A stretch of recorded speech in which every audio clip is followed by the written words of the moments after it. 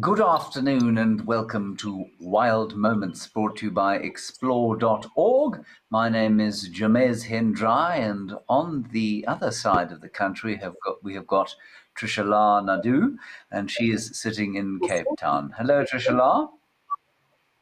Hi, James. It is very nice and sunny in Cape Town. Hi, everyone else as well. Unfortunately, James still has a beanie on, which means that it's quite cold in Joburg. Quite cold. Yes, it is very cold. And of course, as I have mentioned before, my wife's choice of house is such that no matter how warm it gets outside, it will remain cold inside. But that has nothing to do with her presence, does it? No, her presence is very warm. Thank you for putting me under the bus there. Anyway, thank you very much for joining us, everyone. This is the highlights show from all the Africam cameras around Southern Africa. It would be lovely to have your questions and or comments during the course of the next half an hour, during which we will be looking at the highlights from the last week and possibly the last fortnight, if there are some incredible things that we need to see from 2 weeks ago, and you can share your thoughts and questions on those. And there was something else I needed to tell you of vital importance. No, I think that's it, actually. Good. Fantastic. We are not. I have just returned from Namibia, which was very special indeed. We don't have any Africam cameras there just yet, but soon perhaps there will be some, and then we can talk about Namibia a bit more. Trishala, have you seen any wildlife in Cape Town during the last week?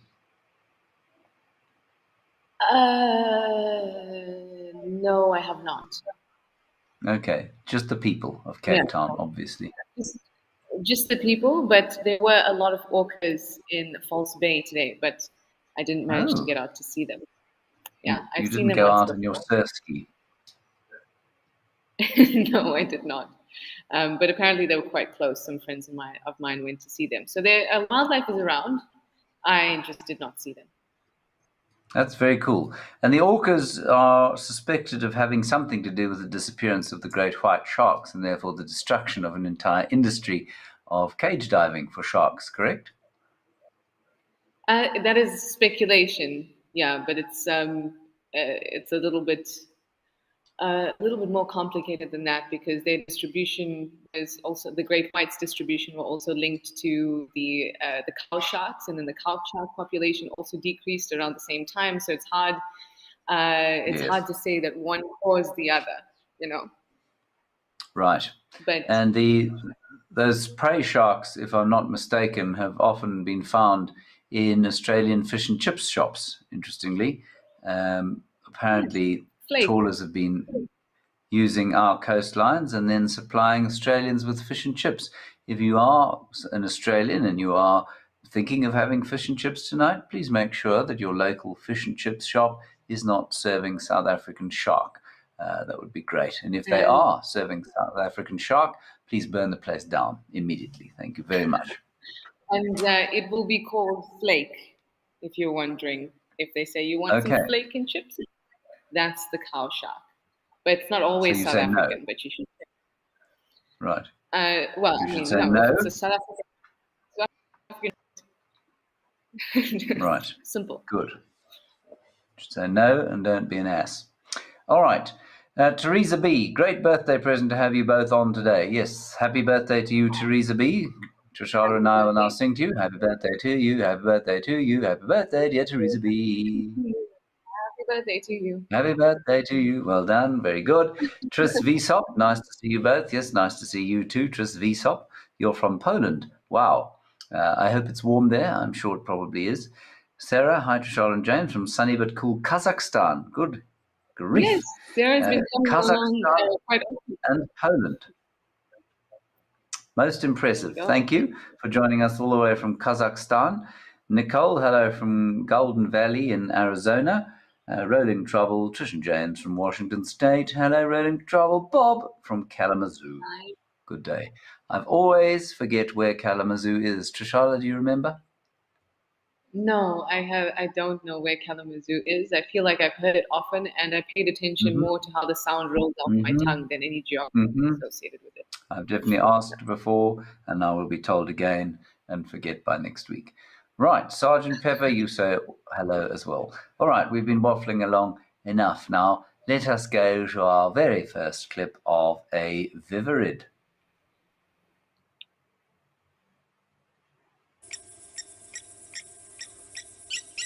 Now, we haven't seen these clips. That is the civet. Oh, no.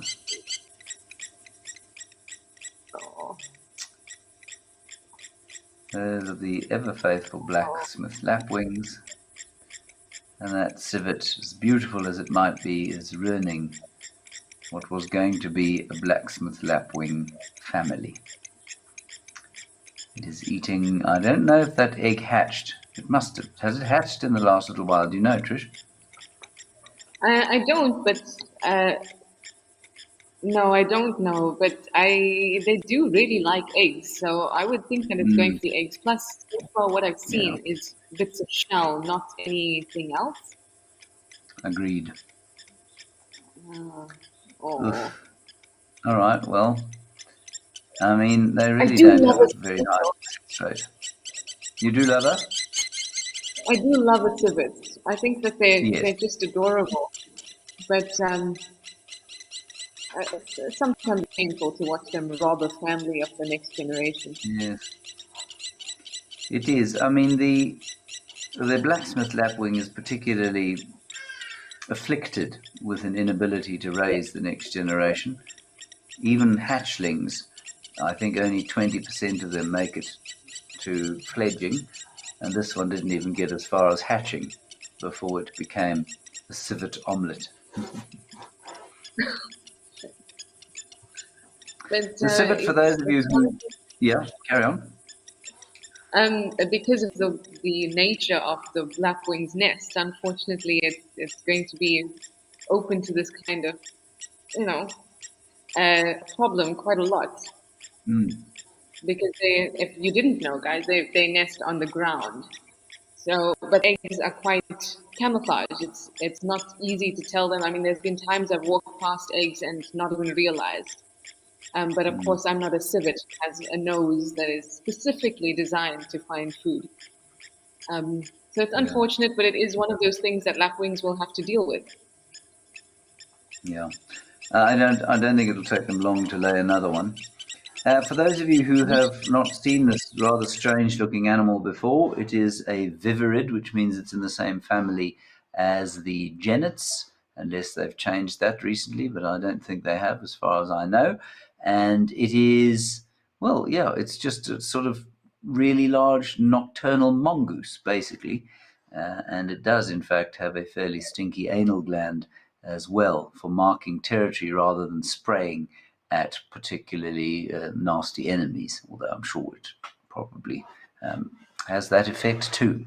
So that's the civet, and it's got what we'd call a Catholic diet, like many carnivores. It eats lots of different kinds of meat, anything from termites up to probably the size of a large rodent, maybe even bigger, maybe a scrub hare, definitely a scrub hare, in fact. But they will also eat fruit. And one of the interesting things that you'll often find in a civetry or latrine left by a civet is a whole lot of groovier berries, because the seeds are indigestible and it's got quite nice, very thin flesh on those fruits, and the civets will eat them and then deposit them in their civetries. And so they're quite easy to spot. Yes. And they're also a very interesting dig if you're brave enough. Yes. You can find all sorts of... Yes, with a stick or with a probe of some sort, but it's interesting. I once had, I think my soft spot for civets come from, there was one time at the reserve, I was sitting outside after one of our drives and just in the darkness, and only the room light was on, but not the outside light. And I was just sitting there and looking around, like looking at the stars, and then this big thing just walked past me. Like, it almost didn't even care about me. And it was a civet, and it was the cutest thing ever. It was just adorable. They are quite cute. Yeah, they are in fact very cute. And I don't know, were you on the little walk we did? I'm not sure if you remember, on Juma. You must have been. It was at least you and a chap called Patrick Fitzgerald, who you'll remember. And we were walking. Do you remember where this was? This was off Central Road at Juma. And we went off to check an elephant. We went off to view an elephant on foot, and we flushed a civet. I'm not sure if you were there. Maybe you weren't. And we flushed a I civet don't in the remember. middle of the day, which was very special.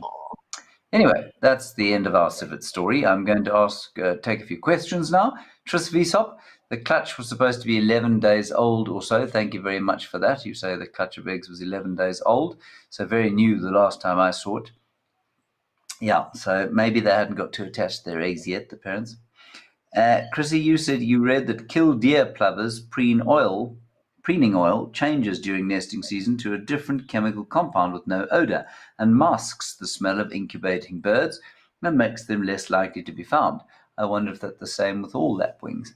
Not in this case. Yeah, that's very interesting. I don't know. I would imagine there must be some kind of strategy to disguise the smell, but I've never heard of that. That's fantastic. Thank you, Chrissy. Yeah. Gigi, why do they lay eggs on the ground? Well, they lay eggs on the ground because they've got very camouflaged eggs, and evolution doesn't work. It's how did somebody put it recently? It's not an exercise in perfection. It's an exercise in whatever works. And so, it works well enough for the species and the individuals to procreate. So nesting on the ground is much easier for those birds than nesting in a tree. They also, quite crucially, are unable to perch. So a lapwing like that's only got 3 front-facing toes, no back toe, and so it can't perch. It's not a perching bird, and so it can't sit in a tree. It would have to find some kind of platform, which in its habitat would be in very short supply. Thank you, Tonpa, for your question. Would ground nesting be a more primitive form of nesting and tree nesting the newer kind? I think, That's as an far as I'm interesting question. aware, yeah, I mean, in theory, the passerines or songbirds, which are generally the perching birds, are supposed to be slightly more modern evolutionary line, and they would normally nest in a tree. But if I'm not mistaken, a lapwing is a passerine, and so they're probably actually, and I stand to be corrected here, they could easily have come back down off the trees over the course of evolutionary time. Like I say, it's a strategy that works well enough because Yeah. they're still around. It's Bob, and I love this yeah, quote: survival of the fit, not the fittest. If it right, works, then that's all that matters. Yeah. yeah. Bob from Kalamazoo, you say, well, Kalamazoo's in Michigan. Thank you very much. We'll try and remember that. Right. Let's move on to our next clip. Thank you very much. Elephants. Good, that's easy to identify. Not very happy looking elephants. Yes, unhappy elephants. Looking at whatever it is that has made them unhappy.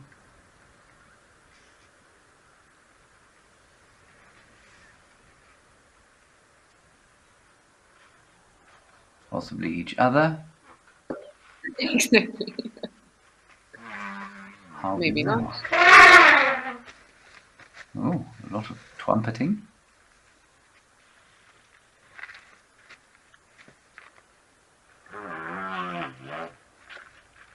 Quite a lot of bad trumpeting.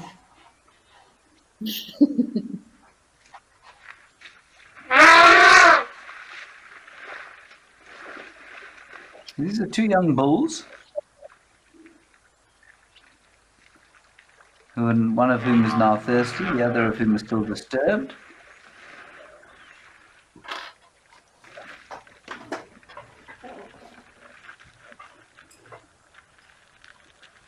The other of whom is now drinking and still disturbed. Ubiquitous Egyptian geese, bottom left.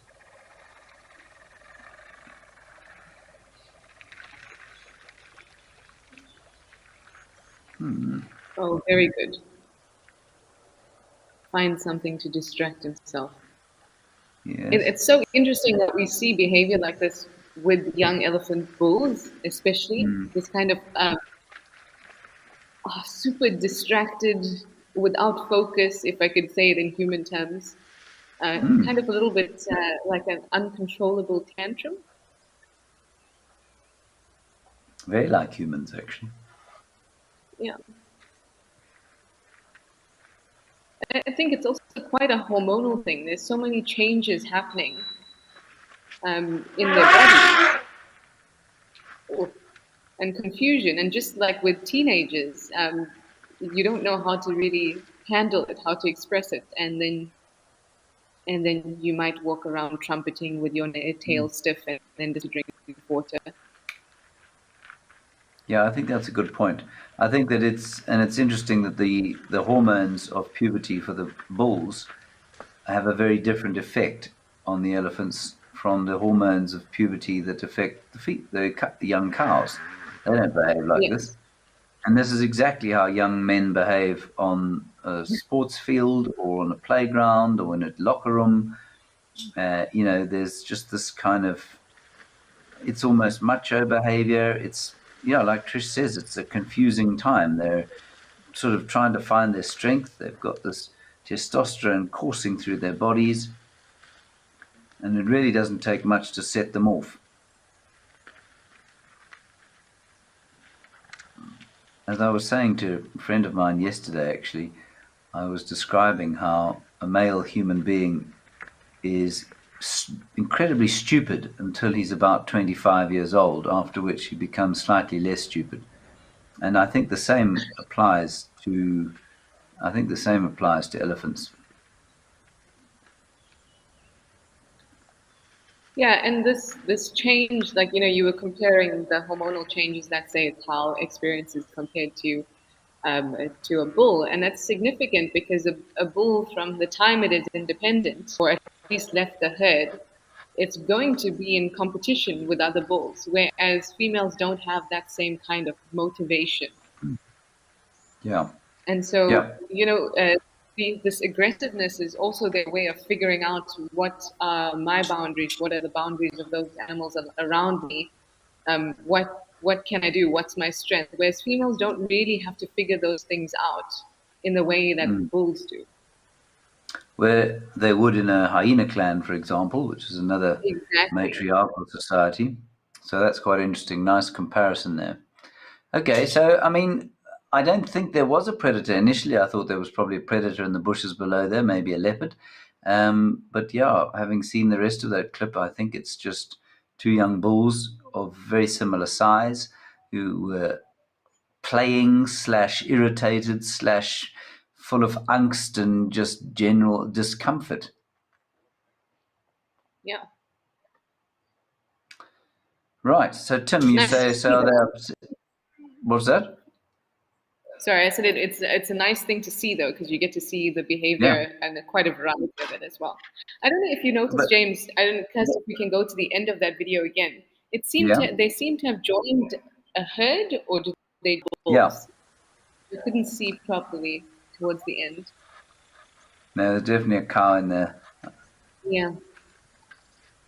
Yeah, so they've joined up with a herd that they probably were born into and will shortly be thrown out of because they will start to irritate the matriarch quite soon with this kind of rambunctious behavior. It's a little bit like having two 16-year-old boys who insist on practicing their rugby in the house and wrestling in the lounge or sitting room. And eventually that's going to result in mum or dad throwing them out, either temporarily or indeed permanently. Rolling trouble, you've got said it exactly, succinctly. You say Oh, looks like we've lost James. But it makes sense because we've been having lots of power cuts across the country, and my power just came back. I'm actually sitting in the Africam offices, and the power just came back. So maybe James will be back. Did you lose power, James? no. My camera, I think, went to sleep. I'll try and beat it into submission. It's a new camera, so I think it's probably got some setting that does that. Anyway, Tim, you say, so are they upset with each other or something else like a lion? So I think our conclusion is that they were upset with each other. Rolling Trouble, you say some humans never grow out of stupid. Yes, some definitely don't grow out of stupid. And Tompa, what age do they have their first must? I have never actually read anything that is completely definitive on this. And I'll tell you what I think, and then we'll ask Trish what she's read. But what I've deduced, and from what I've read, they can start experiencing must from about 18, but it won't be long. It'll be a very shortened period of must. And the older they get, the longer that period becomes until it can last a few months towards their sort of 40s, probably 30 from 35 up. And then it'll taper off slowly as they get older. Is that your understanding, Trish?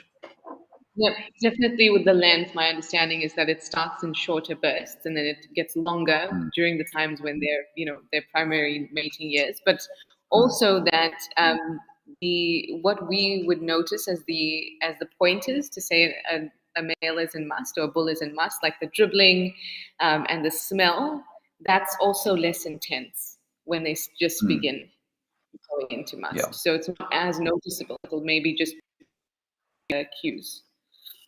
Could easily have been what the case was with those two youngsters, that they're having a kind of proto-must, if you like, the first stirrings of what will become full-blown must. I'm very glad human beings don't go into must. Well, I mean, that's not really true. I mean, I've definitely seen. There goes James again. But he's right in that you do see. I mean, we all go through these hormonal changes, but thank goodness that we don't have males who are dribbling down their legs and are that smelly. James is almost back and off again. Yeah, let me have a look. So, we were talking about what age do they have their first must. The other thing about the age is like James said, it's a range, but they can start experiencing it quite early, about 18. But I reckon maybe even a little bit earlier than that when they start to have these fluctuations in their hormones, and especially that would be linked because lots of things in especially when there's a society, if there's a hierarchy within a society and there's a complex social system, things like those are linked. Cues, whether it's to do with hormones or time of day or temperature, cues like that are linked together. And it could be that the fact that they leave the herd or pushed out by the time at the time they're 15, these things are happening. Perhaps they're also getting hormonal cues, must-like cues from then too. So it's hi, James. Hi, sorry, yes, I'm having an overheating problem, which is ironic given the ambient temperature. This is a new camera, and I clearly have to do a bit of work on the settings. My apologies. Okay, good. It only has to last another 7 minutes. Lisa, you want to know, could Monty the Python still be around? No, I don't think that's why the elephants are upset. I mean, Monty might be there, but I don't think that's why they would be irritated. I think it's as we've discussed. And just Vsop, since birds are an existing line of dinosaurs, I'd say nesting on the ground has developed earlier. Oh, sorry, you're talking about the lapwing. Tris, I think I see where you're going. I just need to check on the evolutionary line of the lapwings. I think that often it's not always that it moves in one direction. You'll often have evolution move in one direction and then return. A great example being the cetaceans, which developed from mammals that came out of the water, or reptiles that came out of the water, and then they went back to the water. So it's not always the case that evolution moves in one direction, although I do see what you were thinking. Yeah, good. And it makes complete sense if it were going to move linearly, but it isn't. But I totally agree with you, and I'm very glad that you brought up that birds are direct descendants of non-avian dinosaurs. Thank you. Good. Let us now go to our next non-avian, our next avian dinosaur, in fact. There it is. Oh my goodness! Look at Oh, the size of that little wow. chick. Hmm. How Oh, old is this chick James, now? we saw this. I'm not sure how it is now, how old it is now, but last time when I saw it, on Tuesday, it was flat. So I could only see the top Okay, white parts of it. And right. I did not imagine it was this large. Oh, Yeah, it's big, this is and amazing. no longer requiring to be fed by mum, feeding itself on someone's domestic moggy. James. Not every time is it some domestic pet. No, I know. I just can't conceive of dussies living around where I know this bird lives. It looks like a nice wild area, and I mean the canyon it lives in is relatively wild, but it's surrounded by urban area. So, Well, I mean, I'm after sure. seeing the amount of Dassies that live in the most random places here, I wouldn't be Okay, surprised if they're around those urban areas. if there were sufficient there. No, there are definitely some, but I just wondered how many there are. I've had a message from my wife in the room next door who says it is actually eating a dussie, so we know that it's eating a dussie. Wonderful. Not for the dussie, obviously. It was very poor for the dussie. Obviously, it needs some help. There we go. Yes, It looks like half a Dassie. yes. Certainly looked like some dussie. I'm not sure that bird must be 4 weeks old now, I think. I'll see if Kirsten sends through a message from next door, or if she leaves us both hanging. I think you're right. It wasn't the predicted date was the 20 something of May, wasn't it? Hmm, So yeah, that's about right. about Yeah. 4 weeks. Okay, so that's big. It'll fledge. I've forgotten. Naturally, I'm going to check quickly for you when it will fledge. I think, if I'm not mistaken, it fledges at about 90 days, but I could be wrong. It's not unlikely that I'm wrong. Let me look here on my bird application. Black eagle, Vero's eagle, bird page, breeding, monogamous, as we've discussed, at nauseam, general habits, foraging and food, breeding. Virgin is 90 Yes. days. There we go. What have you got Sorry, it I got already, there have you? quickly. Well done. Yes. What did you say? 90 days. Yes. You were right. Yeah, 90 to 98 Ah, days. right. Well then, you know, well, I didn't need the app, did I? No, it's all Fantastic. in your Good. head. Thank you for that, Trish. You've got younger fingers than mine, obviously. 24th Yes. of May, says my wife. So, in fact, almost 5 weeks old. So that is 5 times 7 is 35. So it's just over a third of the way to becoming a Yeah. juvenile flying black eagle, which is exciting. Amber from Colorado slipping in to say thank you for doing these shows. I usually just watch and I always learn so much. Wishing you both a great day. Thank you, Amber from Colorado, where I'm Thank sure you. it's very sunny and very pleasant. Lovely to hear from you. Right, we have 2 minutes left, and I think we've got a rather amusing clip to end with. Let's watch this one. A couple of elephants here at Naledi Dam in the Balule Private Game Reserve. Had a bit of a drink, and now Oh, wow. what is so amazing about this is the length of time that it goes on for. And it gives you an idea, firstly, of the size of an elephant's bladder, and secondly, the amount of filtering its kidneys must have to do during the course of a day. I mean, that is quite something. It's- yeah, I find it that's very amusing that it took the time to step over the puddle it had made, or she had made, uh, as um, if that was the most distasteful thing that she was going to stand in during the course of the day. which I suppose it might Yeah, have been. it could have been. I read some interesting things about urine and fluid dynamics and proportions in bodies, animal bodies, and apparently it is the proportion of bladder to loops of Henle and all that kind of thing to actually getting out urethra, and the portion, the size of the animal is so specific or so well, shall we say, designed in the sense of evolution that it should take an animal 21 seconds, regardless of size, to let go of a full bladder. So That is very interesting. maybe that was 21 seconds. We'll just have to count Yeah. it next time. I looked about right. But you should We count won't your count it own. this time. We No, what? but you should count. You should count your own. I do it. Do you? I'm not I going do. to count mine.